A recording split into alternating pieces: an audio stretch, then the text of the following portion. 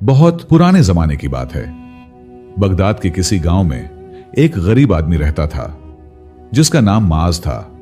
माज अपनी बीवी लैला के साथ एक सादा मकान में रहता था। उनकी शादी को काफी वक्त गुजर गया था, लेकिन अभी तक उनके यहां कोई औलाद नहीं थी। माज शुरू से गरीब नहीं था, बल्कि किसी वक्त में वो बहुत बड़ा गुलाम फरोश हुआ करता था। लेकिन बदकिस्मती से एक दफा उसका एक तिजारती काफिला चोरों के हाथ लग गया और उसका सब कुछ जाता रहा। उन दिनों उसके हालात बहुत ज्यादा खराब हो गए थे। घर में खाने के लिए कुछ भी मौजूद नहीं था। उसी लिए वो सारा दिन मेहनत मजदूरी करता, कभी किसी के मवेशी चराता तो कभी किसी का सामान दूसरी जगह पहुंचाता। लेकिन फिर भी मुश्किल से एक वक्त का गुजर बसर चलता था। उसकी बीवी इस मुश्किल वक्त में सब्र न कर सकी, इसलिए एक दिन उसकी बीवी लैला ने उससे कहा, बेहतर है आप किसी सौदागर से चंद पैसे उधार ले लें और फिर से गुलाम खरीदने का काम करें। इस काम में आपकी जान पहचान भी है और आपको खासा तजुर्बा भी हासिल है। माज ने बीवी को तसल्ली दी और अगले दिन शहर के मशहूर सौदागर के पास जाकर भारी सूद पर कर्ज हासिल कर लिया और इन पैसों के साथ दूसरे मुल्क में गुलामों की खरीदारी के लिए चल पड़ा। अपने मतलूबा इलाके में पहुंचकर उसने फिर से वही कारोबार शुरू कर दिया। करते करते काफी वक्त गुजर गया। इत्तेफाक से यहां पिछली रियासत में एक दिन गांव के अंदर शेर के पंजों के निशान देखे गए थे। गांव वालों की यह खबर आहिस्ता आहिस्ता महल तक पहुंच गई। बादशाह ने दरबार में यह बात संजीदगी से सुनी। उन्होंने वाज़ेह अल्फाज में कहा कि शेर को पकड़ना होगा और किसी भी रहायशी की जान नहीं जानी चाहिए। बादशाह अपने वजीर पर बंद आंखों से इर्तिमाद करता था। यह जिम्मेदारी बादशाह ने अपने वजीर को सौंपी। वजीर ने सर झुकाकर हुक्म कबूल कर लिया। बाहर निकलते वक्त वजीर के दिल में शदीद खौफ था। वजीर सिपाहियों के साथ जंगल की तरफ तो चला गया, मगर उसका मकसद शेर को पकड़ना नहीं था, बल्कि अपनी जान बचाना था, क्योंकि वजीर को रियासत और अपनी जान बहुत प्यारी थी। जंगल में दाखिल होते ही उसकी हालत और बिगड़ गई। थोड़ी दूरी पर जब उसने शेर को आराम करते देखा तो उसके पैरों तले जमीन खिसक गई। उसने सिपाहियों को आगे बढ़ने से रोक दिया और खौफ के मारे खाली हाथ वापस लौटाया और बादशाह से झूठ बोल दिया कि शेर नहीं मिला। इस रात वजीर अकेला अपने कमरे में बैठा रहा। बादशाह के अल्फाज उसके कानों में बार बार गूंज रहे थे। उसे लगा कि बरसों की खिदमत की कोई कद्र नहीं रही। उसे यह खौफ भी सताने लगा कि बादशाह अब उसे ओहदे से हटा सकता है। खौफ और जिल्लत ने मिलकर उसके अंदर एक खतरनाक सोच को पैदा कर दिया। अगर बादशाह ही न रहे तो न कोई हुक्म रहेगा और न कोई जिल्लत। इसी सोच के साथ उसे गार में रहने वाले इस नजूमी की याद आई, जिसके बारे में उसने पुराने सिपाहियों से कहानियां सुनी थीं। बरसों पहले उसे सल्तनत से निकाल दिया गया था, मगर वो अब भी जंगल की एक तारीख गार में रहता था। अगली ही रात वजीर अकेला जंगल की तरफ निकल पड़ा। गार के पास पहुंचते ही उसे धुएं और जली हुई जड़ी बूटियों की तेज बू महसूस हुई। गार के अंदर एक बूढ़ा नजूमी बैठा था। नजूमी ने कहा कि इक्तिदार के लोग तभी इसके पास आते हैं जब खौफ उन्हें अंदर से तोड़ देता है। वजीर ने नजूमी के सामने अपना दिल खोल दिया। उसने बताया कि वो बादशाह से जलील हुआ है और अब उसे रास्ते से हटाना चाहता है। वजीर के दिल में खौफ से ज्यादा इंतकाम की आग थी। उसने नजूमी को माल, हिफाजत और महल में फिर से जगह देने का वादा किया। नजूमी ने शर्त रखी कि उसका अमल जंगल में होगा ताकि किसी को शक भी ना हो। वजीर ने फौरन इत्तिफाक कर लिया। इसी लम्हे दोनों के दरमियान मामला तय हो गया। एक तरफ इक्तिदार का लालच था, दूसरी तरफ नजूमी की ताकत। वजीर यह न समझ पाया कि जिस आग से वो बादशाह को जलाना चाहता है, वही आग आखिर में उसे भी भस्म कर सकती है। इधर महल में बादशाह ने अगले दिन खुद जंगल जाने का फैसला कर लिया था। सिपाहियों को हुक्म मिल चुके थे कि जंगल में बड़ा पिंजरा ले जाया जाए और शेर को पकड़ने की पूरी तैयारी रखी जाए। अगले दिन बादशाह के सिपाही एक बड़ा सा पिंजरा लेकर बादशाह के साथ जंगल की तरफ चल दिए। जैसे जैसे वो अंदर जाते गए, जंगल घना होता गया। वजीर ने जानबूझकर वही रास्ता चुना जो नजूमी की गार के पास से होकर जाता था। जंगल में पहुंचकर बादशाह सिपाही से बोले, बस यहीं पर रख दो पिंजरा, देखते हैं आखिर वो शेर कैसे बचता है। तभी वजीर ने डरते हुए कहा कि हुजूर, इसमें कुछ गोश्त भी तो डालना पड़ेगा ना, बगैर गोश्त के वो कैसे फंसेगा। बादशाह बोले, तो वजीर जी ऐसा कीजिए, कहीं से कोई जानवर पकड़ लाइए, इसी का इस्तेमाल करेंगे हम।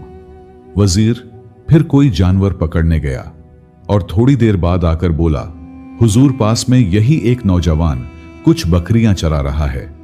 मैंने उससे एक बकरी मांगी तो वो कहने लगा कि वो सिर्फ बादशाह को ही अपनी बकरी देगा। बादशाह बोले, अच्छा ऐसी बात है तो फिर चलिए इस नौजवान के पास ही चलते हैं। इसके बाद वो वजीर बादशाह को अपने साथ ले गया। कुछ ही फासले पर वो दोनों एक गार के पास पहुंच जाते हैं। बादशाह पूछने लगे, ये आप मुझे कहां ले आए? वजीर जी, ये तो एक गार है, बकरियां कहां हैं? वजीर बोला, थोड़ा सब्र कीजिए हुजूर, एक बड़ी सी बकरी आती ही होगी उस गार से। बादशाह ने उस पर कोई एतराज नहीं किया। इसी वक्त गार के अंदर नजूमी अपनी तैयारी मुकम्मल कर चुका था। तभी नजूमी गार से बाहर निकला। दोनों ने मिलकर बादशाह को घेर लिया। उन्होंने बादशाह को एक रस्सी के जरिए बांध दिया। नजूमी के मुताबिक उन्होंने बादशाह को लोहे की गर्म सुलाखों के जरिए खत्म करना था। नजूमी ने बादशाह को ये अजीब सी चीज सौंघाई और वो कुछ ही देर में नीम बेहोश हो गए। नजूमी और वजीर दोनों गार के अंदर चले गए और काफी वक्त तक अपनी कामयाबी का जश्न मनाते रहे। उनके पास ही लोहे की सुलाखें गर्म हो रही थीं। दूसरी जानिब काफी वक्त से बादशाह बेहोश पड़ा था। अचानक उसके पास ही शेर की धाड़ गूंजी। एकदम से बादशाह की आंख खुल गई। उसने आसपास देखा तो कोई भी नजर न आया। उसने फौरन खुद को आजाद करवाया और अनजान रास्ते की तरफ भागने लगा। उसे नहीं पता था कि वो कहां जा रहा है, बस इतना जानता था कि उसे इस वजीर से दूर जाना है। दूसरी जानिब वो नजूमी और वजीर लोहे की सलाखों को अच्छी तरह गर्म कर चुके तो बादशाह का काम तमाम करने के लिए गार से बाहर निकले। लेकिन जब उन्होंने बादशाह को वहां न पाया तो उनके औसान खता हो गए। वो फौरन बादशाह की तलाश में दौड़ पड़े। इधर भागते भागते बादशाह एक ऐसी जगह पर पहुंचा जहां पर कुछ गुलामों की टोली एक जगह पर बैठी थी और उनके चेहरों पर अजीब से काले निशान लगे हुए थे। ये टोली माज के गुलामों की थी।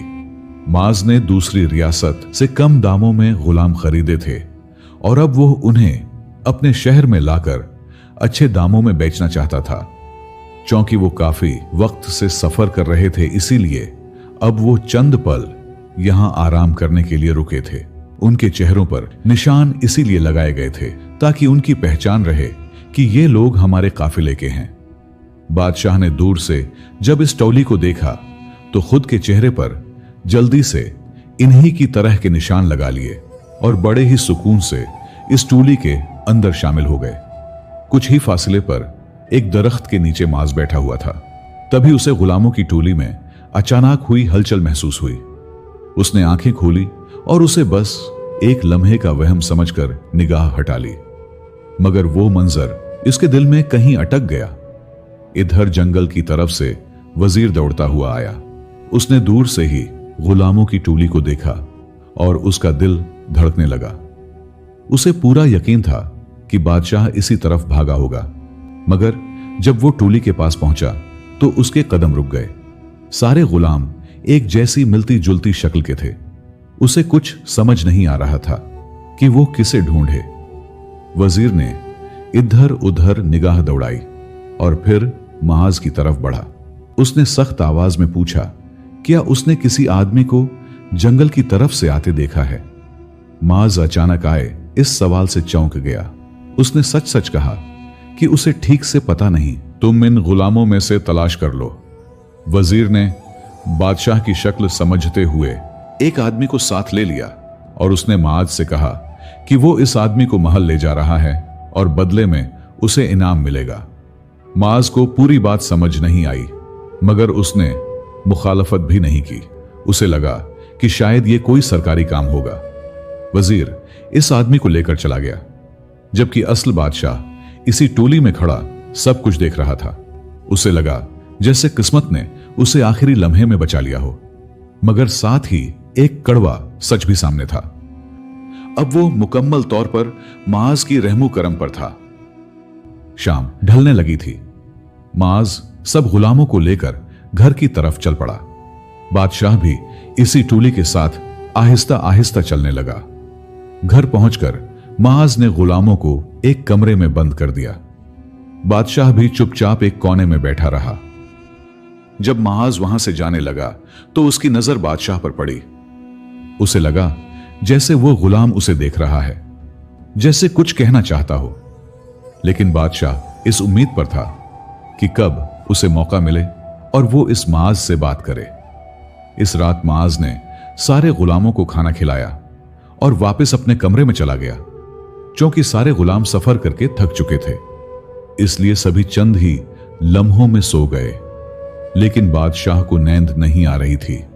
वो सारी रात सोचता रहा कि जिस वजीर को उसने अपने हाथों से दूध पिलाया, दरअसल वही उसको अंदर से खत्म कर रहा था।